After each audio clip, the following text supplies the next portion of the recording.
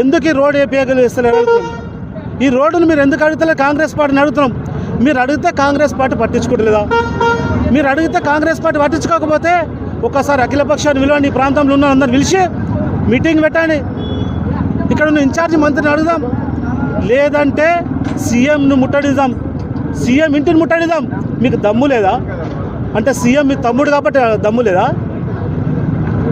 మీరు చేవెలని ఏ విధంగా మొన్న నాశనం చేస్తురో, 19 మందిని ఏ విధంగా పొట్టన పెట్టుకురో, ఇక్కడ మరోసారి ఏమైనా ప్రమాదం జరగకుండా ముందే హెచ్చరిస్తుంది భారతీయ జనతా పార్టీ. విద్యారాయ పొద్దున ఏమైనా అయిందనుకో, దీనికి మీరు బాధ్యత.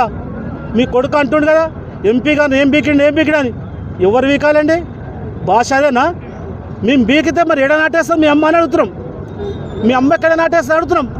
మేము బీకిన గరక ఉంది, మరి ఎడ నాటేస్తాం మీ అమ్మ అడుగుతున్నాం. ఇది మంచి పద్ధతి కాదు, ఈ సాంప్రదాయం మంచిది కాదు.